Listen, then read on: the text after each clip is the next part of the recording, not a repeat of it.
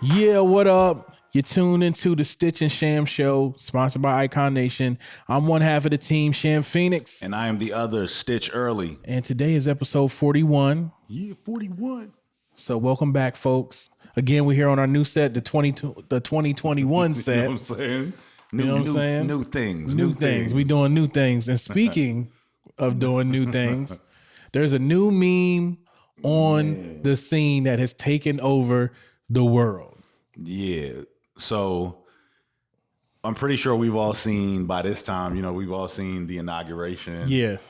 We've all seen the transfer of power, so to speak. Yes. But it got me to thinking, right? Yeah. It got me to thinking, and I was like, oftentimes like we kind of scoff at failure. Yeah. You know what I mean? Like we'll look at even failures in our own personal lives and things that we failed at, whether that be ideas, whether that be relationships, like whatever it is that you failed at. Yeah. And we be like, man, that sucks, man. I failed. Yeah. But there's oftentimes, depending on how you look at things, where your failures can become almost sometimes like your greatest successes or the things that put you in front of the people that you didn't expect for it to put you in front of. And so looking at the Bernie Sanders meme. Oh man. It's literally the first thing that popped in my head was like, Bernie Sanders lost the race. Yeah. Like he didn't even get, he kind of got started, but he didn't. Yeah, he didn't even really get out the gate. It was just like, hey, we gonna go with Biden. Like, you know what I mean? So, but in the last few days, I have seen Bernie Sanders more times than I've seen anything else about the inauguration. I haven't really heard anything about Biden and Kamala. No. But from when I've watched ESPN to when I've watched, just regular news networks to where if I go on Instagram, Facebook, anywhere, I have seen Bernie Sanders everywhere. I have seen Bernie Sanders with Wu-Tang. I've seen him at the UFC. Like, I've seen Bernie Sanders everywhere. Somebody had where they had the fold out, like the pop out chair. And when they threw the pop out chair, Bernie came out. It was sitting on the lawn. Boy, I hollered. I couldn't stop laughing. They put him, they did the Forest Hills Drive and they put him on top of the house that J. Cole was. I saw that. Because to me, before I saw like the Wu-Tang one, to me, the J. Cole joint, I was like, yo, that's the top joint. The Wu-Tang joint was hilarious. The Wu-Tang joint was hilarious. It was unexpected. Yeah, because it was unexpected. I think that's what makes the best meme. Like when it's unexpected, where you exactly. like for real, it was like that. What word? And then somebody did. You remember? What is the name of the movie? Tay Diggs was in it. Best Man. So you remember in I think it's Best Man. You remember in Best Man in the bachelor party. At the bachelor party. So somebody took the dude out and had Bernie chilling on the chair about to get a lap dance. And these might be some of the best memes ever. It almost in the sense of like the Jordan crying face, like those joints that we see often. But the Jordan crying face emoji. Crying face was kind of like whack jump. Well, no, but I'm talking about in the sense of what it became. Like anytime somebody was sad, somebody threw a Jordan face emoji on it. Like anytime somebody was crying, lost the championship, got arrested, or throw the Jordan face emoji. Yeah. Now I feel with Bernie, from now until who knows, Bernie is going to be at every major event that happens. Anything that happens, Bernie going to be there. Yeah. Bernie going to be at people's baby showers. Bernie done been at the movie theater. Yeah. Because it was, and I think it's even such a relatable pose, right? Exactly. Like I'm just chilling. It's cold. I'm waiting. I'm not thinking about nobody. I'm just chilling. And then the fact that it was on a white background and it was all dark. It was the perfect thing to cut out and just be like, yo, we could place this joint wherever. It was an Adobe Creative Studio blessing in disguise. Exactly. Yeah, that joint, they have placed him pretty much everywhere. But I think you had like Jordan Face was one. Conceited. For those who don't watch battle rap or Conceited, the Orc face. The Kermit the Frog. Yep, that was joint. Yep, that was another one. So it's like certain joints that became like staples where it's like you see it and you're like, oh, there he go again. Like Nate in a week span. The Nate Robinson knockout. Yeah. It didn't last long. Nate's came and went. Yeah, but the way they where they would pose him or put him, that joint was the UFC joint, man, with Bernie, where he got the dude in the submission. Bruh. Like, yeah. So they perfect. So it's one of those things that, like I said, it had me thinking and just like, man, sometimes taking an L ain't taking an L. If Bernie right now decided to make a political run on anything, people will be willing to listen to him because they'll be like, Bernie, you're the hottest trending thing. And for people who there's people who probably don't know who Bernie Sanders is. They know that. And they're like, yo, who's this dude that everybody's supposed to? Oh, yo, that's the mittens dude. And that's exactly what it becomes. The mittens dude. That's the mittens dude. Yep. And I think like that's so crazy because like when you think about like you said, failure, right? And like maybe not in this instance, but in most instances, whenever you do fail at something, most times you walk away with something like a lesson, right? Yeah. You're like, oh, you know what?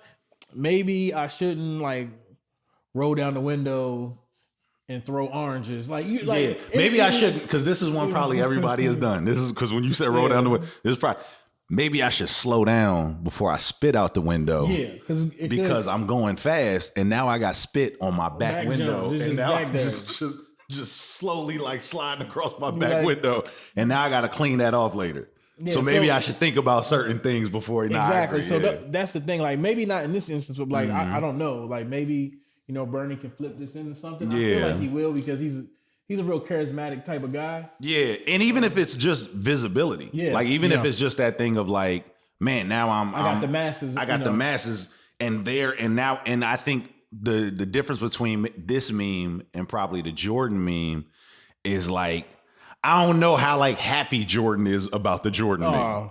Like, because we use the Jordan meme for failure. Yeah. Like in failure in the sense of like you just lost. Yeah, you just like you lost the championship or you're crying or so it's like we're gonna use the Jordan meme. Whereas like with the Bernie joint, it's been used in like crew pictures. It's been used I'm in the UFC. It's been used everywhere and in so many different instances that I could see it being like used in everything. Bernie might be sitting right here, just like chilling, like you put Bernie right there. Just throw Bernie right there. Yeah, it was hilarious because I was like I remember watching the inauguration and looking and like they panned to Bernie, and immediately in my head I was like, oh, they about to flame Bernie. Yeah. Because Bernie looked like somebody's granddad watching a soccer game. He was just chilling. And he was really just he was chilling. He really was just chilling. Like, I'm here, I'm waiting for it to get started. And he had I don't want nobody like, hey, I ain't here just leave me be. I came here, it's cold out this joint. Hurry up and get inaugurated so I can go. So I can roll out. Exactly. Yeah, so I thought it was hilarious. I just didn't think that people were going to use it as much as time it was like wildfire, son. Yo, they did the Fresh Prince of Bel-Air. He was sitting in the Fresh Prince of Bel-Air jail. And I was like, yo, they did them in the Lincoln Memorial. Like it's like it was like wildfire. It was like one of those things that caught and just to where from years. If Bernie never does anything else politically, this will last forever. It's like that's one of them things that it's gonna last. Because I think the conceited face, that joint was. Like, I remember the battle that joint was in. That joint was some years ago. And that joint still gets used. Yeah. Jordan meme, that joint still gets used. So it's one of those things, that was just like he took a L, but he went in right now. He went viral. And which is something that there's a lot of people that try to go viral. And it it never happens. All he did was just chill. Up. I just showed up with my mittens on. Like, Bernie wasn't like, yo, when I leave, I'm gonna put these mittens on because when I go, I know they gonna get these knitted joints. Nah, Bernie went and got his knitted mittens because is Bernie married? I don't know, is he? I'm not sure. Cause like them mittens look like something like if you had an older wife, like your wife might have knitted them and said, Bernie, you better put these on for you go out there. Somebody made them mittens, and that is for sure. Exactly. So that was kind of like I think the biggest thing. Yeah, that was happening this week. Yeah, that was the biggest. That was the situation. I think outside of Biden's.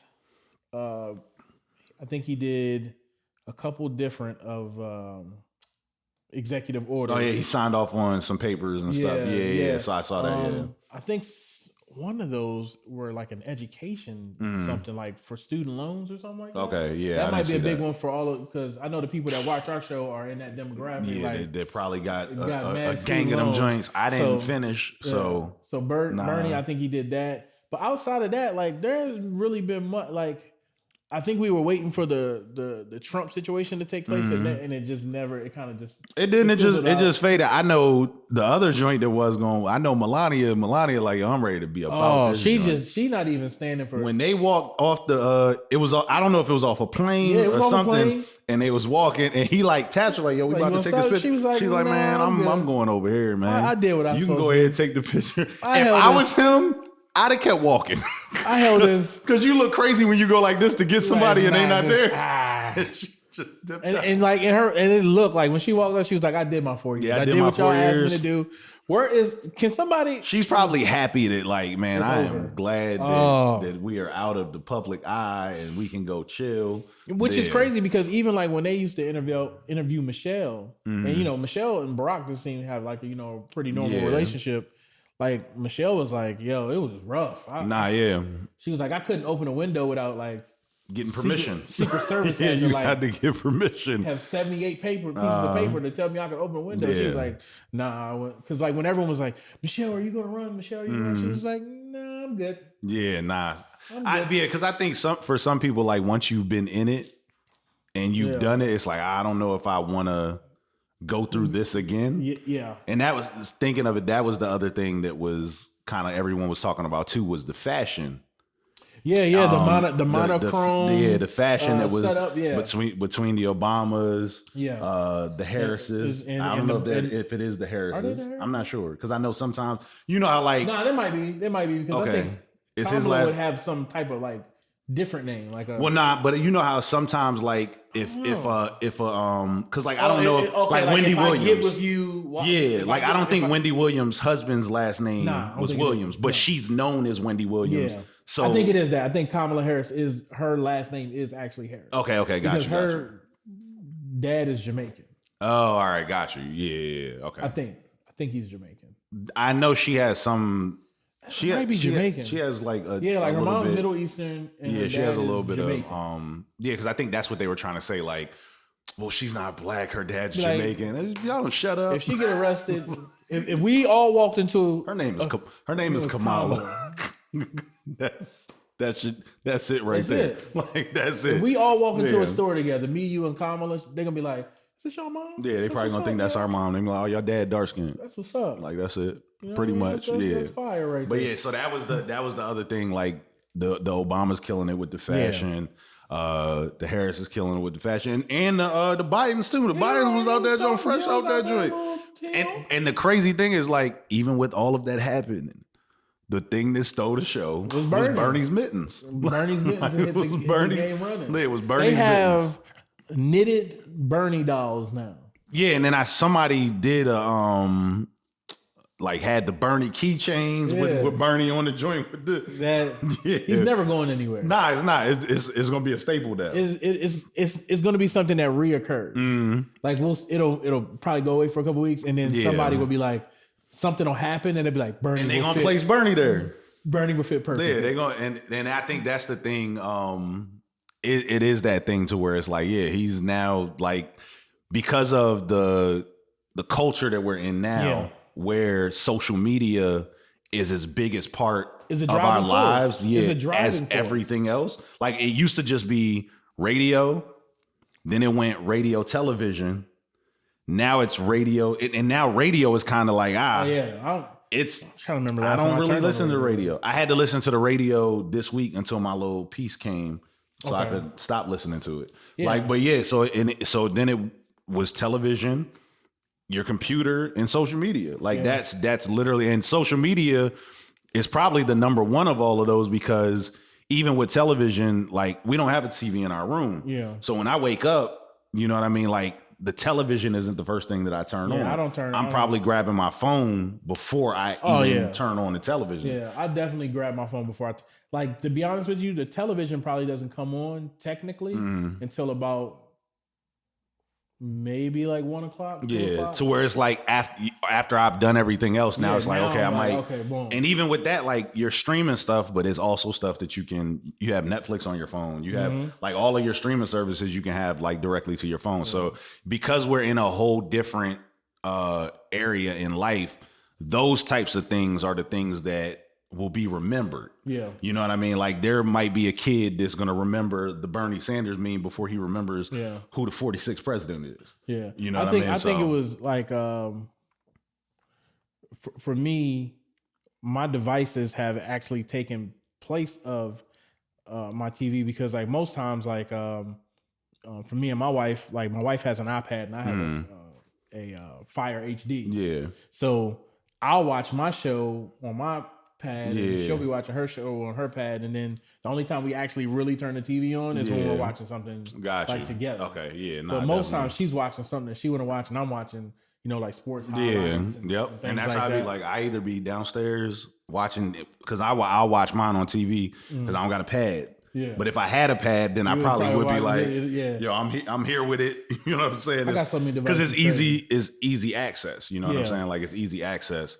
So one of the other things I think that kind of, it didn't really compete with it, but everybody has just been waiting to see it formulate and see how it would pan out. And it was the Nets played the Cavaliers. Oh yeah. So I think it was the day after, I think you text me. Yes. And you was like, yo, did you see the Nets game? And I was like, nah, I ain't see that joint. So I went and watched the highlights.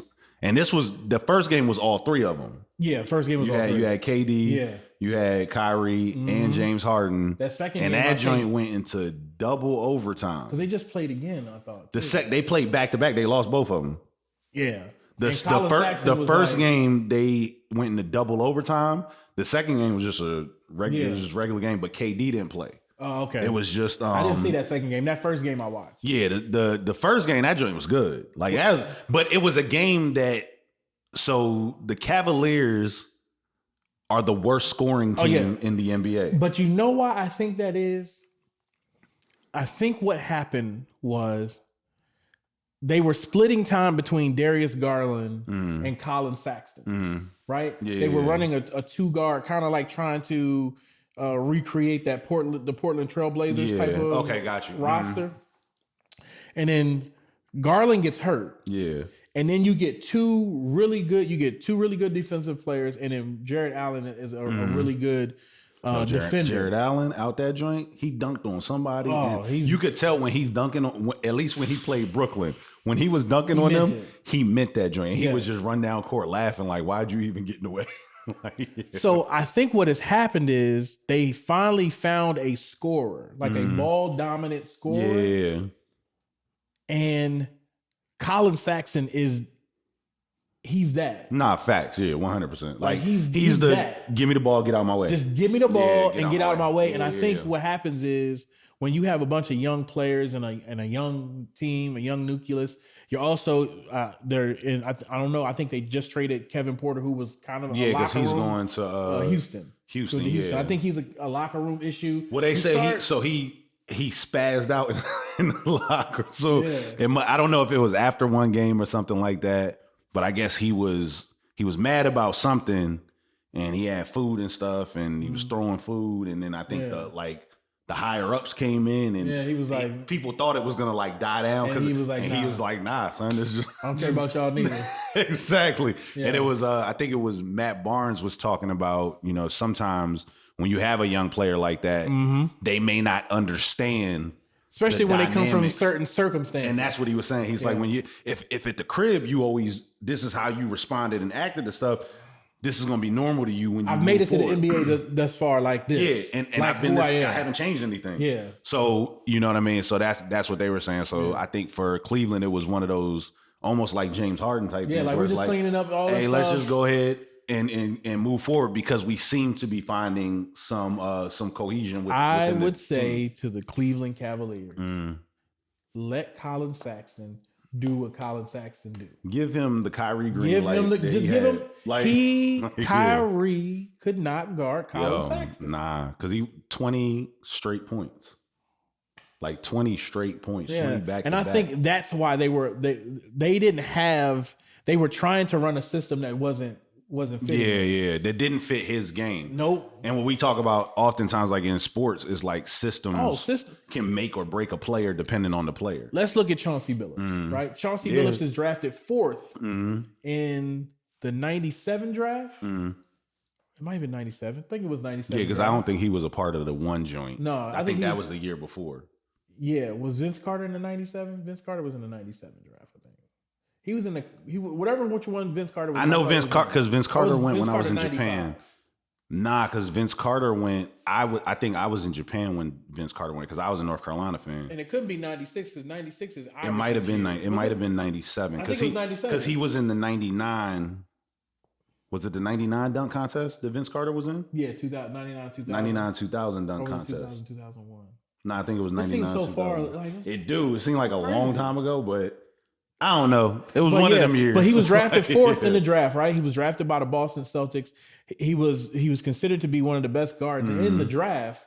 But when he got to the league, he was a combo guard, right? So he's a stockier 6'3" guard, and they like we can play him against points, but he's not really fast enough to play against points. But then he's not too really small to play against the 2. So that nobody really knew what to do with him. He bounced around. So he bounced around because no one could find a system. Yeah. And then the Pistons just had the right system for him, right? They were like, man, we got a really big lineup, right? So you got from Chauncey all the way up to Ben Wallace. And it wasn't even like the Pistons didn't have like the greatest player. Oh no, they didn't. It wasn't like, we have the best of the best in the league. It's like, nah, we got dudes that will help other teams. But most people, I think when they looked at that Pistons team, it was one of those things where it was like, all right, can they go up against the Kobe's and Shaq's and the, you know what I'm saying? Can they go up against these guys? Yeah.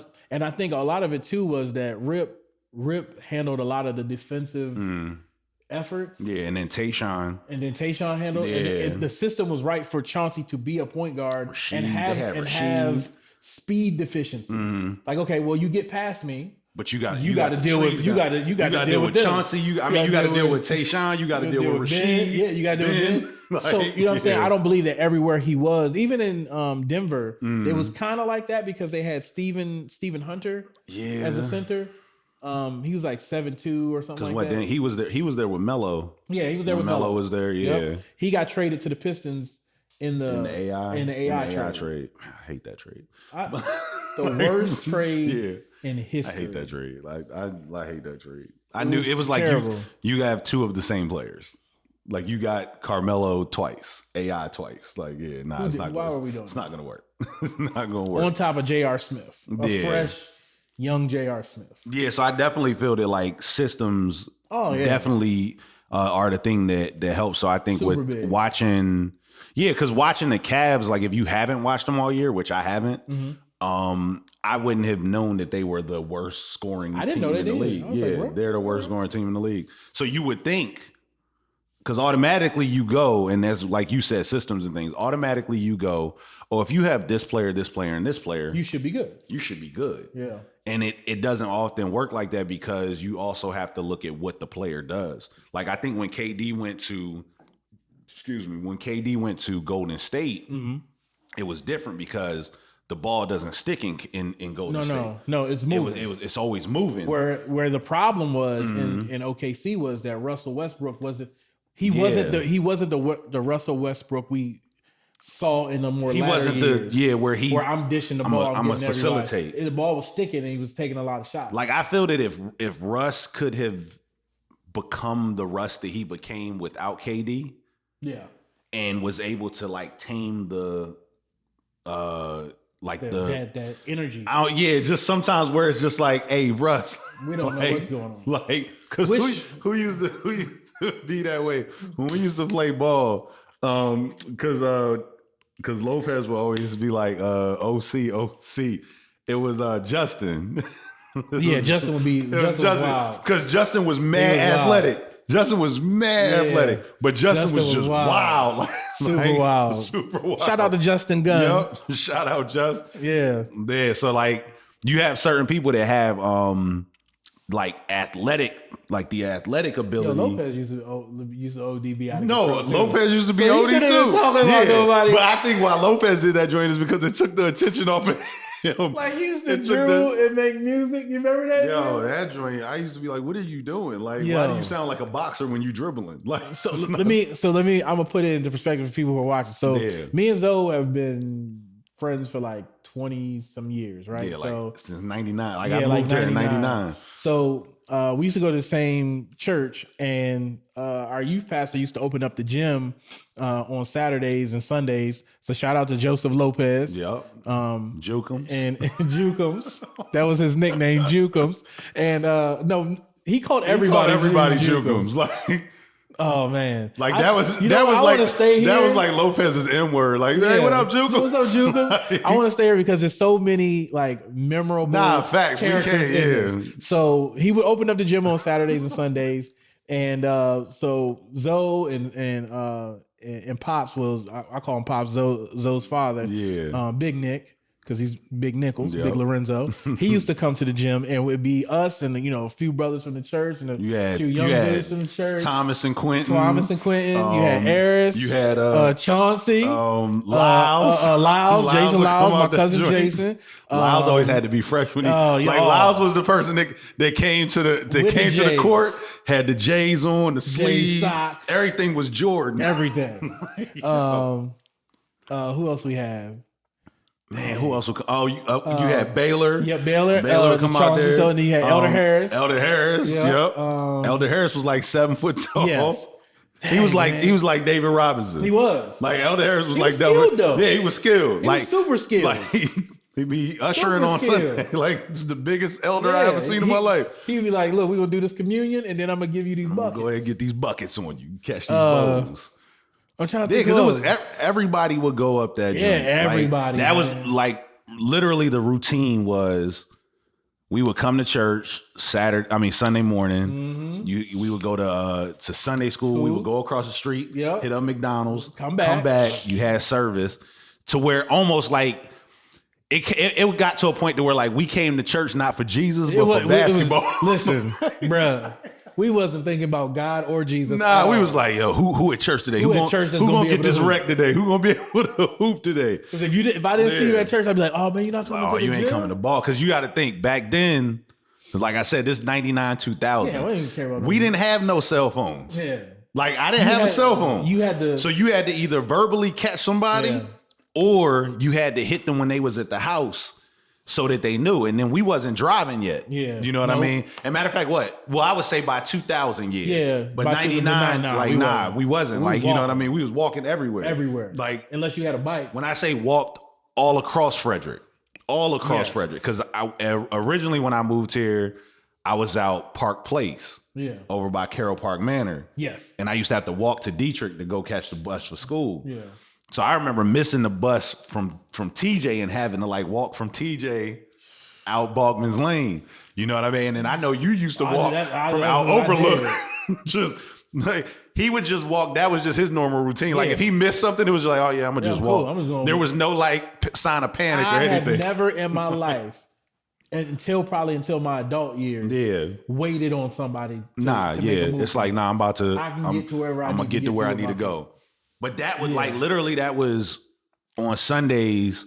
That was the thing because back then, like, man, we just played ball all the time. So it's like girls would come to the gym. Yep, exactly. You know what I mean? So then when girls came to the gym and they on the side, so now of course you had some people that's really playing ball, and then you had some dudes that's like, I'm playing for the girls because the girls is here, so I'm playing for the girls. Like, so you had just the combination, and then you had so many like personalities. So it's like. I've always been like the chill, like laid back, like I'm not talking trash. Yeah. I'm like that to this day. I'm gonna just let my game show. Yeah. So Sham on the other hand, I was a little fiery as a young man. A little fiery. We're gonna call it fiery. Yeah, fiery. Like he had a little Russell Westbrook in him to tie it in. And I'm not talking about the game. Nah, just like but the intensity. Yeah. To where I think maybe it might have been like the second or third time because Dietrich still had the hot dome. Yeah, that's where we were playing initially. Yeah, it was playing initially. Yeah. Now the hot dome, Like not even. It's that like fronting nylon floor. It was like the nylon floor, kind of like the Sportsplex. Yeah. But the hot dome was like the size of a football field. Yes. Like at least that's what it felt like. It felt back like then. that when you was running on that joint. It felt like, and it didn't have no AC, no heating, no nothing. So in the summertime, it's blazing. It's just this big bubble. In the wintertime, it's freezing. Yeah, and then they just had a fan blowing, and the fan is just blowing hot air. That's it. The court is, when I say literally, like the size of a football field, and you're running up and down. Yeah, you could pass out to where you could probably play half court, 5-on-5 comfortably. Listen, I can remember people subbing themselves out and being like, "Hey, yo, I need a break. Get me." How you sub yourself and pick up ball? Exactly. I ain't never seen it. But yeah, so it was like you had that. Yeah. And so I remember because it was Gary. Yep. And I think Gary called like a foul or something, and it was bogus. Gary was a big dude. Like Gary shouldn't have been calling a foul on a 5'9", 125-pound kid.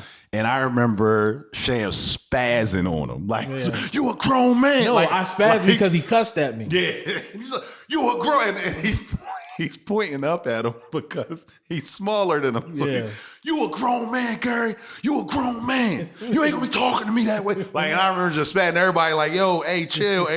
So it didn't matter like the size or nothing like that. And I remember I was just like, yo, this is him. Crazy. 1000%. That guy there. But and it's crazy. It's almost only funny because with me still playing ball now, you still have like those same personalities. Yeah, those personalities are there. Those personalities never leave. Like, you're always gonna have the dude that want to fight everybody. You're gonna have the dude that's super chill and not doing much. You're gonna have the dude that just come. He don't play ball and not a lick of basketball, but he just coming to get his cardio on. Yep. I'm trying to think the other. You got the dudes the overly dressed dudes. So I don't know what it is about basketball, and maybe y'all could tell me. You know, maybe y'all can let us know. I don't know. So when I go play basketball, I'm not thinking about matching. No, I want to be comfortable. I just want to be comfortable. And it's whatever's clean. If it's clean, I'm putting it on. I'm not going like, oh, like the shorts don't got to match the black shoes. So like I had bought a pair of Dame Lillards. Yeah. And so I have got these Adidas compression socks. Yeah. Because I'm older now, you know what I'm saying? I gotta make sure the blood flow right. You know what I mean? So the Dame with the compression socks and the Dame Lillards, them joints is too tight. Yeah. So I ended up giving the Dame Lillards away, and I bought some Nikes, and I still rock my Adidas socks with my Nikes. Why? Because I ain't got time to buy another pair of compression socks from Nike. I'm with you, bro. But it's a dude that I play with. Like he comes in, like I would say he's Stephon Marbury like twin. Okay. When I say Jordan sleeve, headband, outfit, matching, like he just came from a LeBron James Nike photo shoot. Yeah. Like that's what he looked like every time he touched the court. No. Yeah. His game does not match his outfit. Yeah, sometimes it don't be like that. And it be those guys like the outfit guys where you be like, you thought too much about this outfit to have game. I felt like I always played better when I'm comfortable. Not like when I come out and I got all the extra stuff on. And like I initially started being that way, like showing up to open gyms like that. And then I was like, man, I'm not comfortable. I'm not, you know what I mean? And then I found like this, I had like 3 or 4 of like my old Satoma tees, like the rec joints. And I like wearing, I don't know what it is. I feel better when I got a number on my back. I don't know what that is. Make you feel like you're in a real game. Feel like you're playing in a real game, right? And I like that's the way I like to play. I never really cared about what my sneakers look like. Yeah. I didn't, and the crazy thing is, the opposite for my boys, Nasir was a little bit more concerned about how his uniform looked. I could see that 1000%. Where I could see Malik was just like, it is what it is. Yeah. I'm wearing these shoes. If I had gave him some US Polo he wouldn't lifestyle, it wouldn't have mattered. Been like, all right. And that's how I feel like with Malachi. I'd be having to tell him something like, hey, you don't want to put a different shirt on? No, I'm good. You sure? Nope. All right, man, cool. I got a chocolate stain. Everybody was like, I'm playing basketball. I'm looking at the chocolate stain. I'd be like, all right, man, go ahead. Like, So you definitely have like the different personality. And it's funny thinking about it now because like I remember just going to the open gyms, like getting to know y'all because I was new here. Yeah. So I ain't really know, you know what I'm saying, too many people. So a lot of the people that I met, I ended up meeting like through basketball. Like I literally, a lot of the guys that I ended up meeting in, because we used to play with Stick in them. You know what I'm saying? Like, so it's like, and he was, man, when you talk about Frederick, and like in basketball, guys who could really play, son, and this is not like, there's a difference between playing basketball and having your own style. Yeah. Like I know a bunch of guys that can play basketball. Yeah. But here in Frederick, there were guys who had their own. That it's like they had like they did stuff that it was like, yo, you're not stopping that. No. Like the first person that I saw that I would say if I had to compare him to a person, he's not height wise and stuff. At least I don't think. Like KD reminds me of like Marcus. Yes. Like Marcus West. Yes, you like, were absolutely. He was lanky. And his jump shot. I think he had posted something for when he played at Fresno. He went to Fresno. Marcus West is a native here of Frederick County. He went to Fresno State by way of San Jacinto State. It was a junior college. Yeah. And when I tell you, like the most fluent jump shot, to where he would, and that's why I say KD. Like he was trying. How KD will come up to the 3-point line and it don't look like and it's just like and just let that joint go. Like Marcus's jump shot, because like LeBron is like 1, 2, 3, like it's very robotic. It looks very calculated. You know he's about to to take a shot. With KD, it's like he might be. You think he about to cross, and it's like, hold on, he just went up. How he get into the jump? And that's how like Marcus was like that. Yeah. And I remember when I played for TJ 10th grade year, I remember we went to I don't know if it was like an invitational or something like that.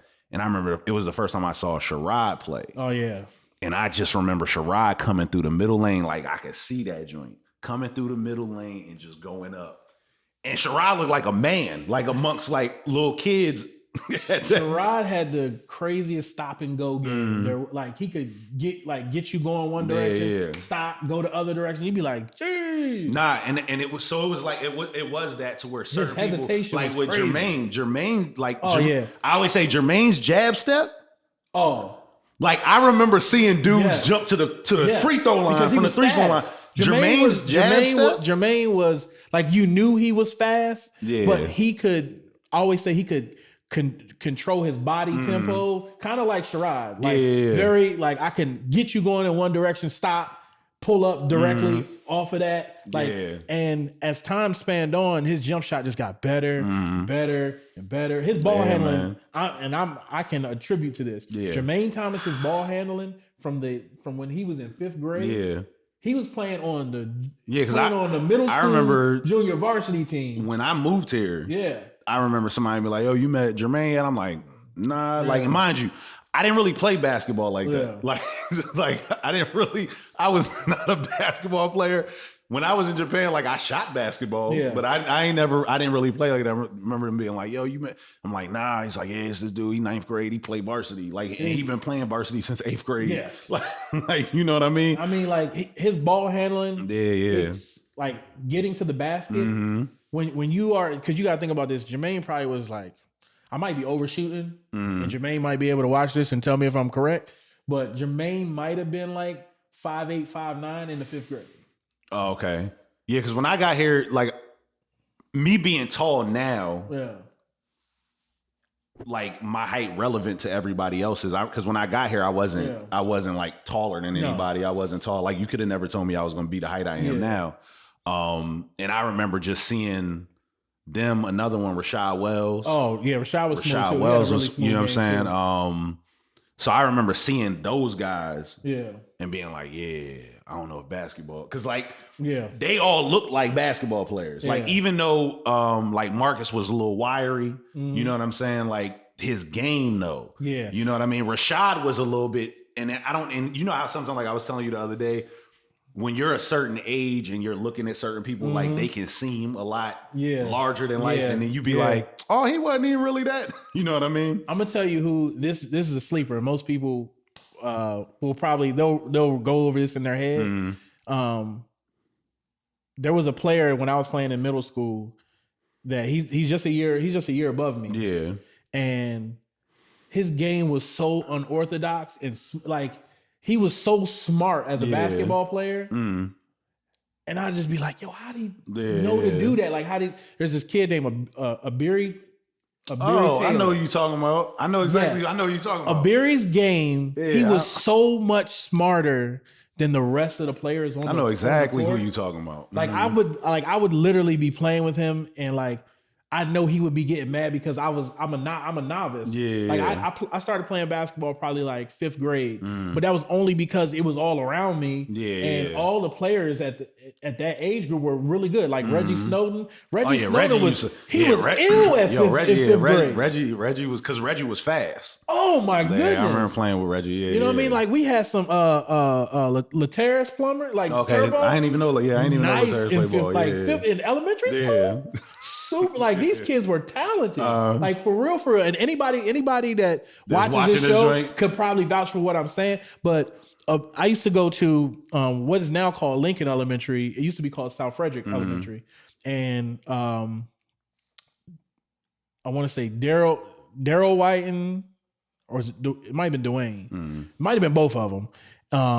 Eric Wisner, and then a guy we call Mr. Willis. I don't know. I never known his first name. I just know him as Mr. Willis. Yeah. They used to open the gym for us, like right across the street from the Housing Authority in Carver. Yeah, I know exactly what you're talking about. And we would go there and play every day. And I mean, like I used to sit back and watch a beer and be like, man, this dude is like, just to be that age and to understand like where people are on the floor, what I can do. Stuff that people don't really get until... Don't ever learn. Yeah, they don't get until later or until... I think until you actually start to play on a regular basis.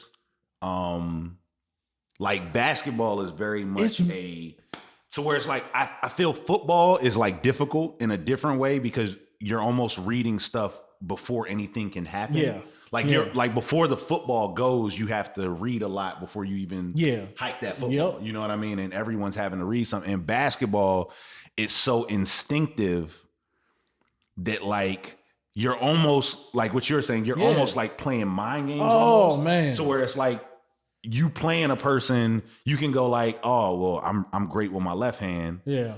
Yo, I'm gonna go right every single time. Because I want them to force me left. Yeah. Like, so you could literally, it's like a chess game type of thing. And I'm telling you, this kid, well, now he's a man, but this kid in 7th grade, like ball fakes. Yeah. Like stuff that kids in middle school don't think about, don't process. I'm going to fake the ball this way and then pass it. Like just suit like, and then as time went on, I seen more of like his jump shot capabilities, great stop and go. Like he could facilitate a whole game, and you'd be like, "Dang, he's controlling everything. He's telling you where to be." So there's so many players that like I've run into like over the years where I were like, "Yo, this guy's impressive. Like it's this guy's the one thing Frederick has. Yeah, Frederick when it comes to basketball, like the dudes that I know that play ball, like. And you still, some of them I still see now. Yeah. Like I was out there last week. Kurt was out there. Oh, right. Yeah, Curtis was out there. Yeah. Curtis, I think I met Curtis in middle school. It probably was like, it might have been 7th or 8th grade when I met Curtis. Okay. And he was that tall. Nah, because I remember 6'3", Curtis 6'4" already. Yeah, I remember Curtis was tall when I met him. Because I was like, now he almost like, he's still, I think, taller than me, maybe by like an inch, half an inch or a little bit. But now I'm like, we look each other eye to eye, but I remember at one point I was like, yo, this is a big dude. Like, let me tell you, I remember, another player that's played professionally, Curtis has played professionally overseas. Elon literally an entire middle school career. And I'm not exaggerating. Elon, if he's watching this, can vouch for this. Elon was probably like 5'4", 5'5". And then just out of nowhere. Was like, what in the world? Like, where did that come from? We was just the same height the other day. And he already had guard skills. Yeah. So to get up to, I think he might be like 6'7". Is he like 6'7"? And I'm like I said, I'm 6'5". Elon probably has to be 6'7". He gotta be like 6'7". Because I think Elon's taller than Curtis. And Curtis is 6'5". He's Curtis is like 6'5", 6'6". Curtis he might be up there. Yeah, he might be a little taller. Yeah. But like he already had, so he Elon's had years of guard training, and then you get 6'7". But you can even tell that. Oh yeah, and like in Elon's game, he can facilitate an offense, no problem. Like you can give him the ball and he bring the ball up. Yes. You know what I'm saying? And it's not like an issue like some big men, you give them the ball and they like, like I don't know what to do with somebody else take this. Yeah, he can facilitate. There was so many like really great players here. Yeah. In Frederick, and like you had no choice but to get better. Like if you were going to play here, so you had to get better. So like when I first moved here, like I said, I was not good at all. I was terrible. I was horrible. I had played basketball. Yeah. My dad played basketball because my dad played ball in New York, and I saw my dad play ball. You know what I mean? In military, all that. Mm-hmm. You know what I mean? So I was okay, and like I was super skinny. Yeah. Like I was like 125 pounds when I moved here. I might have been like what 5. Yeah, he was hurting. I might have been. It wasn't good. It wasn't the good. Stat sheet wasn't looking. Stat sheet. It was like I looked like Captain America before they put the serum in him. That's exactly. That is funny. I would look like the black version of Captain America before they put the serum in him. Yeah. And so when I moved here, it was like I think the first people that I played ball with, it was like Jonas, Dorsey. Jonas was like his game was like Zach Randolph. Jonas was exactly. I'm going to muscle you. Jonas was Zach Randolph. You won't stand a chance. Yep. And then the white version of that was Donnie Wilhelm. Yep. Yes, indeed, man. So it's like Jonas. I remember I started playing ball with them, and then I met Stanley. Mm-hmm. And this one, Stanley was still small too. Super thin out here. Yeah, Stanley. And then when I met you, by this time I didn't meet you when you was figuring basketball out. Like I met you when you had it figured out. Yeah, well, like, a little bit. So what I'm saying is, in comparison to me watching y'all play ball, I'm like, oh, so man. I got to go out. Like, oh, all right. What I'm gonna do out this joint? You know what I mean? So I think the thing for me that got me better was like playing with people that were better than me. Yes. And playing with like grown men. Yeah. To where even like now when I play, and it'll like I'll get screamed on for like, yo, you got called foul, man. Like they hacking you. But I was raised. Yeah, don't call nothing. Don't call nothing. You don't call anything. You play. You play. You should have finished it. And if you didn't finish, you should have. Yeah, you should have. You know what I mean? So I tend to just play. Like, you know what I mean? So, but yeah, so it's like seeing y'all, and then I had to almost like learn on the fly. Cause like you said, being in Frederick, if you were gonna play, you gotta be good. If you gotta be good. You know what I'm saying? So you have to be good. I would say you have to be good at something. You have to be good at something. Yes. You don't even have to be the greatest all around. And I think one of the things, like I've played with guys that like they have to have the ball all the time. Mm-hmm. They, you know what I'm saying? For me, it was a thing of like, I'm gonna look at my team and I'm gonna go, yo, if I got Marcus West right there, you know what I'm saying? I got Mark over there. I don't really need to shoot much this game. Yeah, like I'm going to look and I'm going to assess and go, I don't really, so I'm going to amp it up on defense. I'm going to amp it up on rebounding, blocking shots, like on all of those other things. You know what I mean? So it's definitely one of those things that in basketball, you have to learn the game, but you also have to learn your body. Yeah. Because like I know at one point I realized, I was like, yo, my wingspan is mad long. Yeah, I can block everything. So now, if I get my hand in the passing lane, or my favorite thing to do, like if I could pick a point guard, like when I love, like my favorite thing, like certain people, like I know for you, crossing somebody, which I've seen you do often times, crossing somebody, like that was his joint. Like if he could cross somebody and it was like, and he got you, for me, it wasn't crossing, none of that. It was like if a point guard, because most of the time when you're a bigger guy, a point guard is looking at you like, oh man, I'm about to mess him up bad. Yeah. If I can pick a point guard and get the steal, I'm cool with that. Cause that was always I always think that like at that age, it was really kind of like finding that one thing you could do. You're looking for like, what is it that you can do that like becomes your thing? Cause I remember it was your crossover because you were quick. And it was that AI joint. Yeah, it was the AI because it was the AI the ball like out this joint. So they reaching, you know what I mean? It was so it's like everybody kind of had their thing. Like Thomas was always stronger. Like Thomas was built like you Jordan. Talk about in when I first met him, like I think Thomas was still in middle school when I moved here. He looked like a military, but he looked like he looked like he was in the military. Thomas was like cut in muscles. In the 8th, 9th grade. And I'm talking about like he was strong. Yeah. Man. Yep. He was strong and his form was so perfect. Very much so. Because Thomas got invited to the Jordan camp. Thomas Richards or Richard is his Richard. Because I'll be putting the S on. Yeah. But Thomas's game was now when you look at it, it's similar to like D Wade. Yeah, yep. I agree with that. In body movement. Yeah, I agree with that.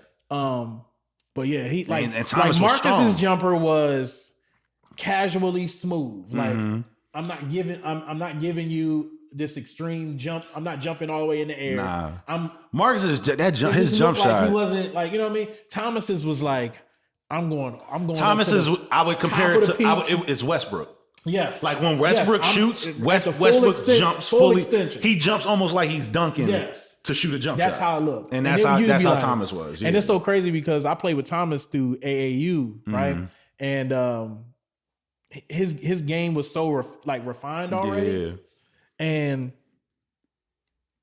it didn't matter where we went. Like he could play with anybody. Like it transitioned. Yeah. He could play. Most times he could play any gym we went into.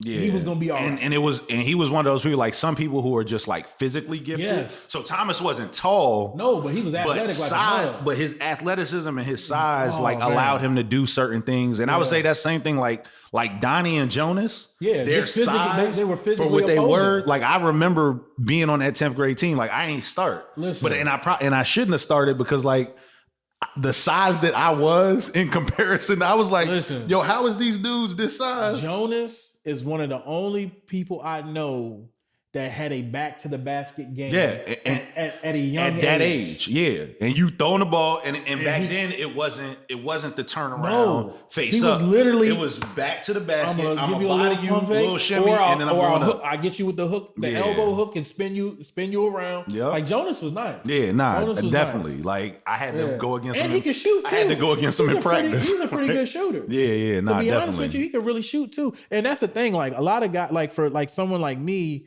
I never really had a consistent jump shot. I got to get to the basket. You were to the basket, and you would shoot every once in a while. But majority of stuff I remember about you was I got crossover to the basket. Crossover to the basket, which is so crazy because my son Malik is the total opposite. Okay, Malik, he can get there, but he can shoot. Malik likes to shoot more than you did. But I think that's probably just a product of where the game is, though. I think the game, but I think also you were bigger than Malik. Oh yeah, I was. I think Malik going to the lane, he's like, man, it's trees down there. Yeah, you like, I'm one of the trees. Yeah. Like I'm gonna go there. You know what I'm saying? Because I think the same thing for my son, for Malachi. He has everything that I wanted. Yeah, and you didn't have none of that. Like I have none of that. He can like back he's you in down. the 10th grade. He's 240. Yeah, he's back. He's 6'2", 240. Back. We've played against grown men, and they throw him the ball, and he's backing grown men down. Like you know what I'm saying. And that was kind of where Jonas, I don't think was not no 240, but his game was like that. But and then the other thing that he has is the thing that I think is a product of now though is the fact that he can do he can shoot. He can do a little bit of everything. You can give him the ball and he can bring it up court. He can drive. He can go back to the basket. You know what I mean? So because of the game now, you kind of have to be a Swiss Army knife. Like you got to be able to do a little bit of everything. Yeah. Whereas back then, I know the one thing I would say that hindered me is I wasn't a big guy and I wasn't this tall yet. So I didn't have this body. Yeah. You know what I'm saying? When I was in high school, so they automatically, if you are a taller kid, like say everybody is 5'5", 5'6", and you just happen to be 5'7", you're automatically a center. Yeah. Now we don't want you dribbling. Now they're not like that. It's not like that. So it's like, for me, I had to learn how to dribble and do all the other stuff on Sundays. Yeah. And when I was playing Satoma and you know what I mean, playing ball outside of the actual like practice arena. You know what I mean? So it's like I had to learn that stuff elsewhere. Whereas now you have kids that are learning that, that's I know when Malachi, like his coach will put him half of the practice with the big guys, and then he puts him half of the practice with the point guards. Okay. You know what I mean? To where it's like, nah, we need you to be able to have both. Yeah. I think like the biggest thing that I tried to teach my boys was the intelligence of the game. Like Nasir was really athletic. Nasir, I want to punch Nasir in the face. I hope you watch this and that you see it. He could, because Nasir was athletic. He could jump, man. Yeah. I'm talking about his second jump. Yeah.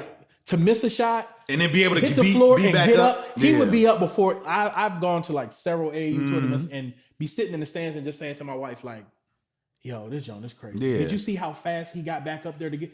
Like, I had to tell him, stop shooting jump shots. Learn how to box out, and you will score 15 to 20 points a game. Because you're going to get the rebound. Because you're going to get up there. The putback. And that's what happened. I think he got in the realm of like 10, 15 points, just getting rebounds and putting it back up. And I think that's the thing about like sports is like you have to want it. Yeah. Like sports is definitely a you have to want it type thing. Like, and I think the thing that I didn't have because like I started playing basketball just because the people around me played basketball. And that was like I didn't play basketball because it was like oh man, yo, I'm trying to make it to the league. I'm trying to I played ball just because it was like, oh man, you look like you should play ball. All right. And then I played, I liked it. Yeah. But it never got to the point. And I think too, you oftentimes like can psych yourself out. Like if back then, like if I was to redo it, and back then I knew like, yo, you're gonna be 6'5", 260, like, and you could get up and down the court and you can do all that easy. It's like, oh snap, all right, maybe I should. A difference. Yeah. You know it's like for me, like my mom's boyfriend at the time was involved in Satoma, so I was hearing kids talk about it at school, and then when I got home, my mom's boyfriend would be like, do you want to play Satoma? And I was like, yeah, if you'll sign me up, I'll do it. You know what I mean? So the initial person that signed me up for Satoma was my mom's boyfriend. And I just remember in my mind, once I started playing, I'm the type of person like once I do something, I want to be good at doing it. I don't think I had like a passion for the NBA or anything like that until I got like 8th grade, 9th grade. Then I started thinking like, people would compliment me like, well, you can do this. Because man, if I can get better. Yeah, because and that's why I said like you were one of the people because I saw you probably more than anybody else that I was around. Like majority of the time we was around each other, like we was playing ball. Yeah. You know what I mean? So going to like your Satoma games and things like that, it seemed like, yo, he's nice. Like, you know what I mean? Like, if he keep getting better, right? Keep getting better. And that's what I was thinking. Yes. Because I never came into it like that. And like, I remember my first year playing Satoma, I played with this kid named Aaron Tribbett. They called him AT. And he was like super nice. Yeah. Like he was like at that, like, like 5th grade nice. Like, is because you're looking at you like, yo, he dribbled between his legs and behind his back. Like whoa. And he was super nice. Yeah. And like, he was like, him and Berry were the same type of cerebral player. Got you. They knew what was going on. Yeah. And I'm on the court. I have no idea what's going on. I don't understand the rules of the game. Son, I don't understand. That's how I was. 10th grade. I was like, because that was my first time playing like organized basketball. That was my first time playing organized. And I remember it's like, so where I'm going, I don't know what's going on. So like I know some of these words, I know some of the terminologies, but I don't. Yeah, so it definitely was that. That was my biggest downfall is I didn't really understand basketball until I became an adult. Okay, got you. And that's the reason why for my youngest son, Nasir wasn't really, he was just like, Dad, I'm not going to be doing this for like life. So yeah, Nasir seemed like he was just kind of like, I'm doing it because my friends is doing it. Yeah, and then Malik is a lifer. Yeah. So once I started seeing that, I started saying, I don't want him to be in the same position I was where I didn't understand the game. Yeah. So I didn't even, that could be the worst thing. Didn't even worry about drills or shooting or any of those things. I went directly to, we gonna watch tape. Yeah. Right. And then it got to the point to where he was like, I want you to record my games. So normally in the AAU, they played on the weekends. Yeah. So he would either play Saturday or Sunday. And then that Monday, when he got home from school, he would do his homework, and then we would sit down and watch the game. And it's like, yo, this is what you did right. This is what you could have did. And then he got away from it as time went on because he started to progress a little bit, and then he started feeling like he was already there. And I was like, bro, you don't understand. There's levels to this that you haven't even seen yet. And I think that's the biggest thing is getting them to buy into the fact of, and I think it ties back into like what we were talking about, like your failures becoming successes in the sense of like, because of the failures that we saw, like playing basketball, whether that was even people we saw, us ourselves, it's like there's certain pointers and certain things that I'm able to give my son or any other kid where it's like, nah, because I did it this way and I ain't do it the right way. I was able to look back and see, you know what I mean? Because I remember like, so 12th grade, my 12th grade year, I was like, I'm gonna make the team. So like from 10th grade to 12th grade, like my game, like in those 2 years, my game like jumped, especially defensively. Yeah, and then I grew a little bit. Yeah, defensively, like, you was like, so I was not getting no shots, and that was the thing. It was like I enjoyed blocking people's shots. Like I enjoyed blocking shots. I enjoyed stealing the ball. I enjoyed deflecting passes. Like I could score, cool. If I score, I'll score. But I'd rather be Dennis Rodman. Like I'd rather be out this joint defending and grabbing rebounds. And so I remember going to the strength training workouts, like going to all the open gyms, like you know what I mean. So I'm like, yo, I'm doing my thing, like, and then I'm playing because back then you remember we played all the time. So I played on Sundays. I played throughout, the day, just at school, going to Staley, or the Cage, you know what I mean, or out where Thomas 7th Street joint. And then on Dietrich, that's back when Dietrich was, people was coming in and out. In and out of Dietrich. So like on Dietrich, you had dudes coming from FCC to Dietrich. You had Frederick High, TJ. Like, so a lot of people was coming to Dietrich and they would play twice a week. It was Tuesdays and Thursdays. So I'm playing ball all the time and I'm playing against different people. So I'm getting better. So 12th grade year, I'm like, man, I'm a shoo-in. And not like I'm a shoo-in, so I'm not going to do nothing. Like I'm a shoo-in, but I'm about to. You were confident in your I'm confident. And so I remember going to the first tryout because Stanley, Noah, they all tried out. So we all try out. So I make the first cut. So I'm like, oh, bet. So I remember talking to Jermaine and them, and it's like, yo, like you gonna be straight. Like, yo. So everybody's kind of already talking about the season. Like, yo, we gonna have a good season, whatever. So then I remember second tryout. Boom, second tryout, busting my tail. I rode my bike because I didn't have a ride to the second tryout. So I had to ride my bike from out Walnut Ridge to TJ. So I ride my bike out that joint, boom, get there. Cause you there too. So you know what I'm saying? So it's like, so boom, so second tryout. So I remember at the end. I know, this one was so whack. And I think I was the only person that got cut. Like, it's just like it was, and I remember being in the locker room, you see people like cry after stuff like that. You'd be like, what are you crying? I remember being like, I was hurt because I was like, yo, I did everything. Yeah, I felt so bad. Like I did everything. And so you could see like there were certain people that like, I think we all felt bad. And that was the thing. It was crazy. And I think that's the thing that made me feel better was it was like, okay, it's not just in my head. Yeah. I'm not just sitting here thinking like, I should have made it. And the person that came up to me, I remember I'm in the locker room and I'm like, putting my stuff on. I remember Kevin Reinhardt came in that joint. And it was two things. There was one thing that was like, shut up, get away from me. I want to hear from you. And I remember him being like, yo, like, man, you could have took my spot, yo. Like, and I remember being like, oh man, yo, that's what's up. You know, and then I remember seeing Jermaine and everybody coming. Cause I think it was like you, Jermaine, Thomas, like, yo, we gonna talk to coach. Like, I don't know. Crazy. I don't know what happened, And so I remember. But I figured out what happened. I know what happened. For certain people, they probably wouldn't have, felt this way. But it was it's politics. And because he said it to me, Coach Dickman said it to me right before I quit. He was like, the reason why I pulled your playing time, because originally he was playing me, and it wasn't even that long, like 2 games maybe. Yeah, but you was that I was actually getting some time on the floor, and then when he found out, because one day I'm in practice And you know, TJ has the kind of bug balcony. joint. Yeah. So we down there shooting, and he leans over the balcony and he goes, Billups, you said you played at St. John's. And I was like, no, I ain't say that. I ain't said I played at no St. John's. He's like, yeah, but everyone told me that you played at St. John's. I was like, no, I played summer league for St. John's. Yeah. Which I did because I was looking to go there. Because then you did the Stu Vetter. It was, man, what is that coach's name? I can't even think of his name right.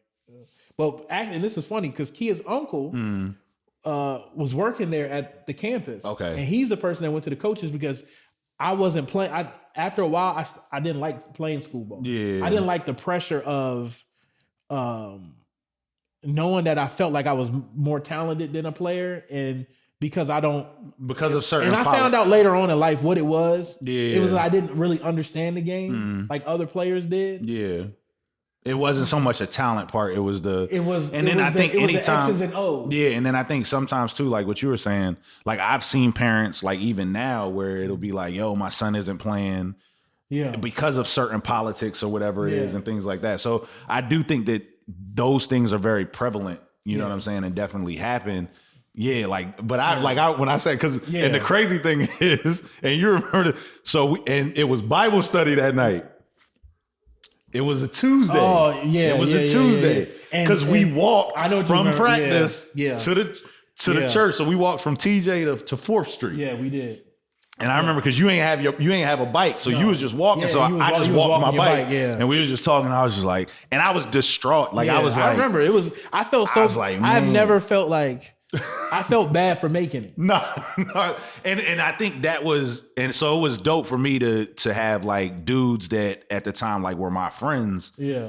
Who were all great. Like and it's even at that time I would say we're all better basketball players than me, but saw me and was like, nah, but you got that shouldn't have went down like that. Like you would have added to to what we were doing. And I think what ended up happening, TJ made it to the championship.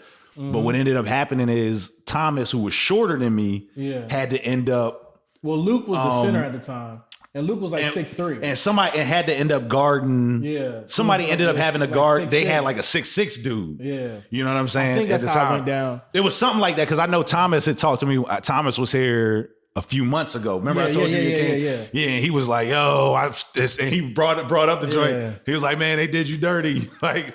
But yeah, so it's like, but oftentimes like we'll look at those failures, like things like that may happen, and we don't sometimes see the successes that came from that. Yeah. Because like honestly, I think if that doesn't happen, am I doing this right now? Like, do we dive into the music and stuff like we did? There were other things that like if and not to say that those things wouldn't have been great. Also, like if Mark goes to the NBA and you know what I'm saying, things like that, those are great things.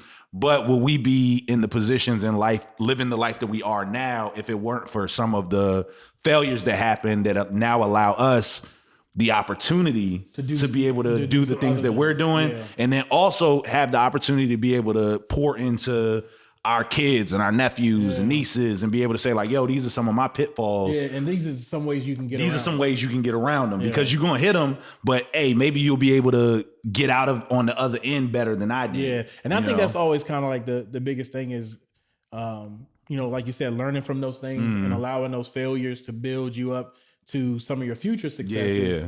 Because now, like you said, you've gotten the experience. Because experience is the best teacher. It is. Unfortunately, sometimes you got to go through things, and you got to bump your head and be like, maybe I should duck next time. Yeah, to get better. So, and like that's why I say, even in this circumstance, like with the show, we've tried to make sure that we are getting better. Yep. Every single time. Changing the set in 2021.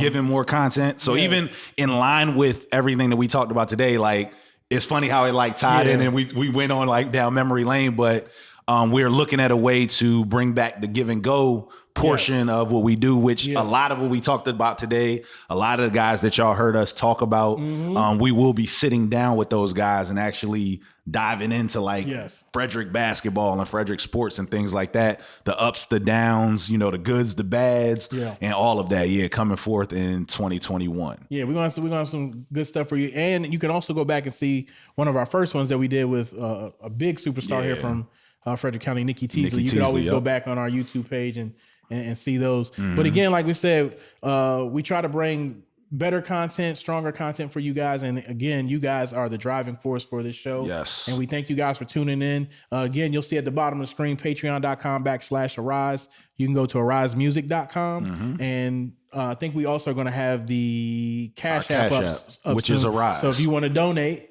you can just donate to @Uhrise, or well, I guess it's like it's money sign Uhrise, $Uhrise, sign Uhrise, and help us out, man. We get new cameras, new lighting, new things to bring better content, stronger content for you guys. So we thank y'all guys for tuning in to the Stitch and Sham Show. I'm Sham Phoenix. I'm Stitch Early, and this has been episode 41. We'll catch y'all next time. Peace.